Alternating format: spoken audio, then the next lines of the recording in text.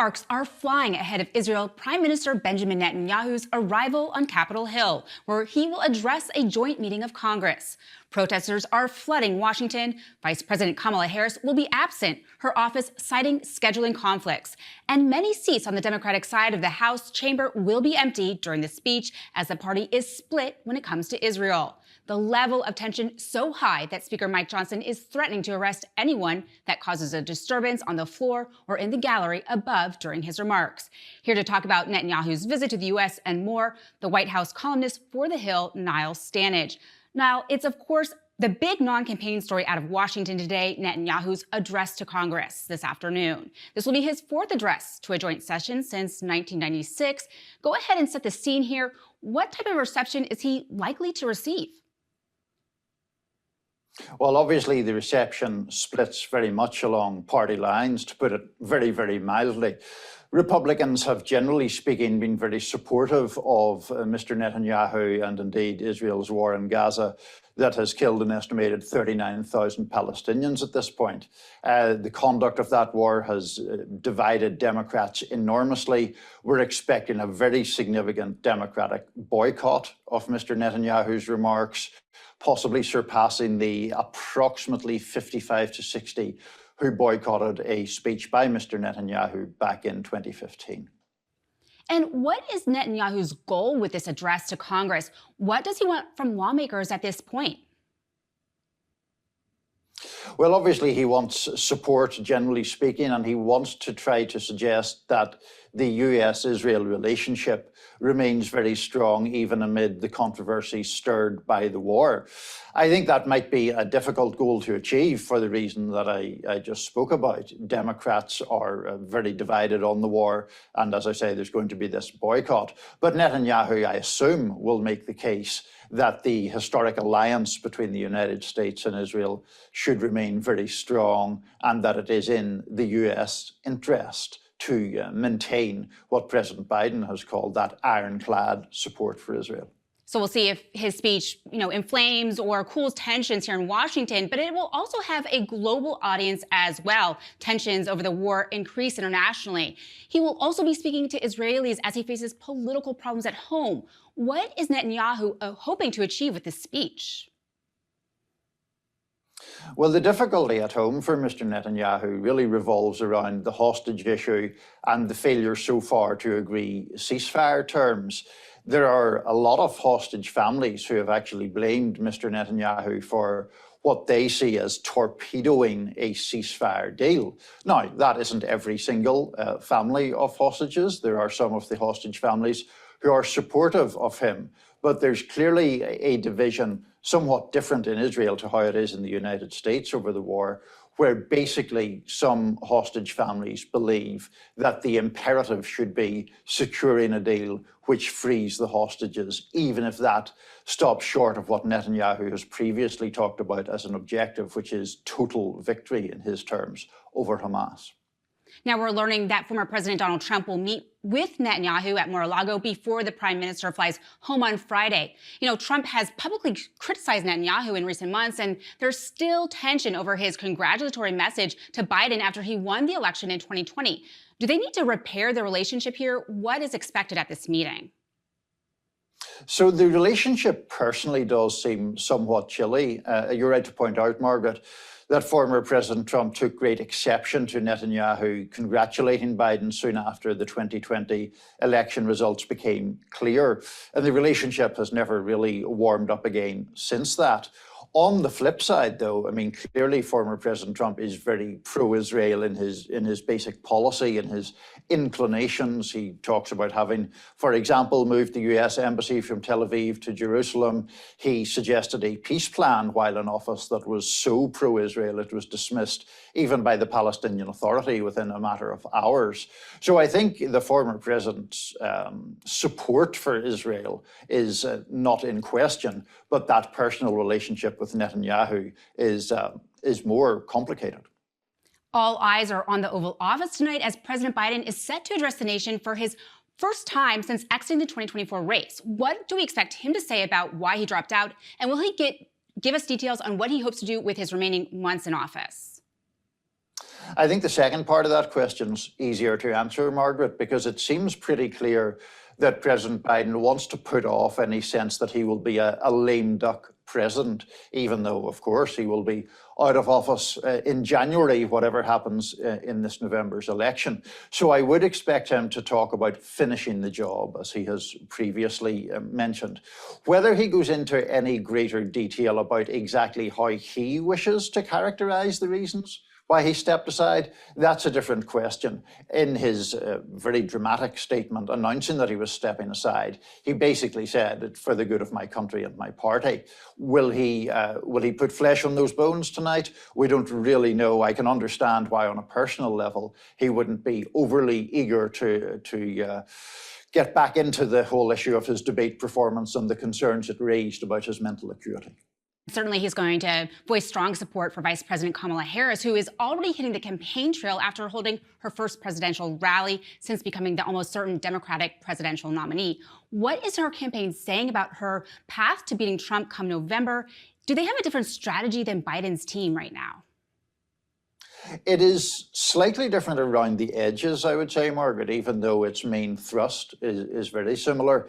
What we know from Jen O'Malley-Dillon, who was the campaign chair for Biden and is now flipped over to be in charge of the Harris campaign, is that she sees some opportunity with undecided voters because, frankly, the vice president, though she's the vice president, is less well known than President Biden, who's been a public figure for about half a century. So the Harris campaign is arguing that there is some room for growth there. They're also contending that the vice president may have a particular appeal to college-educated voters, upscale voters, who have been moving towards the Democrats in recent years anyway. But the Harris campaign clearly thinks there is some room to accelerate that trend with her at the top of the ticket. She's certainly bringing a lot of support right now, including Democratic congressional leaders Chuck Schumer and Hakeem Jeffries. They endorsed Harris. She now has the support of almost all the major players in the party. But one Democrat not rushing to endorse Harris is Senator Bernie Sanders. Why is he holding out? What's his goal with that? It appears to be leverage, in short. It appears to be, reading between the lines of his statements on this or his public comments on this, that he sees some possibility of putting political pressure on the vice president to be more progressive in her policy positions. Now, whether that works or not, Margaret, is a very different question because, as you say, he's one of a very few holdouts. So the leverage that you can extract is limited when the vast majority of powerful voices in the party, including many of Senator Sanders' fellow progressives, have endorsed Harris. But Sanders is still sitting out there. I don't take seriously any notion that he would contemplate challenging her at the convention. I just don't think that's feasible for any number of reasons. Yeah, she's clearly the front runner. But Harris is already facing attacks focused on her race and gender from Republicans. Congressman Tim Burchett even called Harris a DEI vice president on social media, referring to workplace policies that promote diversity, equity, and inclusion. Is it possible this could backfire for Republicans? How much do they need to focus on issues like the border and the economy? Yeah, I think it could backfire, and I think there are issues that are more obvious winners for Republicans, notably immigration, with which Vice President Harris is strongly identified. It's a big Democratic vulnerability. Language like DEI hire, I think, can easily backfire because I think that is heard by many people of color and also many women as belittling professional achievements and suggesting that a woman, or particularly a woman of color, is in the position she's in simply as a sort of token. And I think that that is politically dangerous, not only as it relates to the specifics of Vice President Harris's career, but in its broader implication or its broader demeaning tone toward certain people. One Republican not wasting any time moving on from the Biden impeachment to push targeting Harris is Congressman Andy Ogles. He's filed an impeachment resolution against Harris. What high crimes and misdemeanors does he claim she has committed? And does he have any support from Republicans?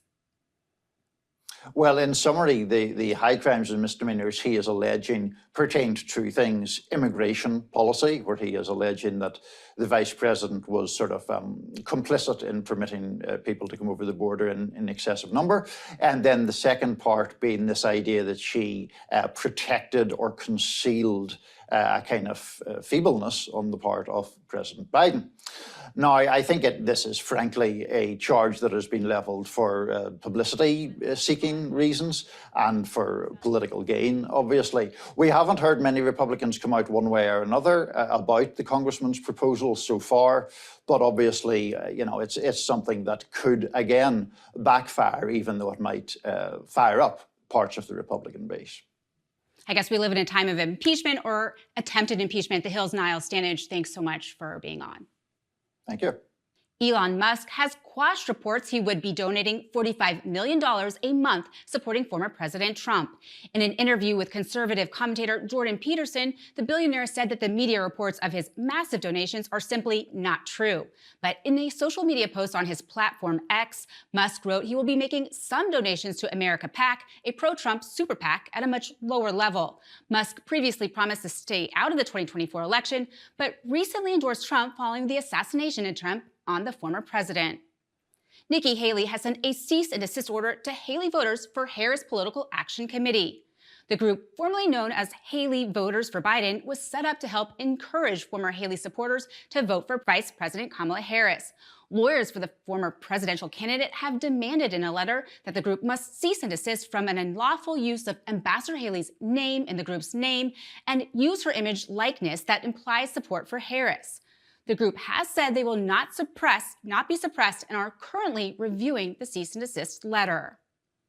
House Republicans' high hopes of passing their annual government funding bills by August are quickly fading away. Republicans, led by Speaker Mike Johnson, had set a goal of having all 12 annual fundraising bills passed by next month's recess, but earlier this week, House leadership punted plans for votes on the legislation funding the Department of Agriculture and Financial Services due to the bill's riders related to reproductive rights. And fearing a loss, House GOP leaders canceled a vote on the final passage of the energy and water spending bill this week. Republicans are pressing the House to get their annual spending bills covering the Departments of Energy and Interior funding this week, as it may be the last chance to pass the measures before Election Day.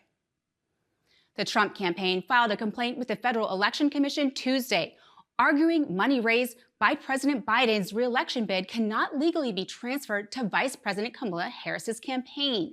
Harris quickly took control of Biden's campaign accounts this week and has already won pledges from a majority of the delegates to become the Democratic frontrunner for the nomination. Filed by the Trump campaign's general counsel, the complaint centers on roughly $95 million in the bank, which they say is an excessive contribution and, quote, a brazen money grab. It's unlikely that the FEC will take any action until after Election Day due to its slow pace of resolving enforcement questions. And it is expected the claim will get strong pushback from Harris's team, as they already have clarified that they registered the campaign as the principal fundraiser for the Biden and Harris ticket.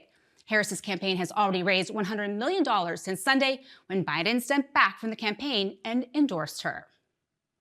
That's today's Daily Debrief. I'm Margaret Chadbourn. Be sure to like, share, and subscribe to The Hill's YouTube channel. And come back here soon for the intersection between politics and policy.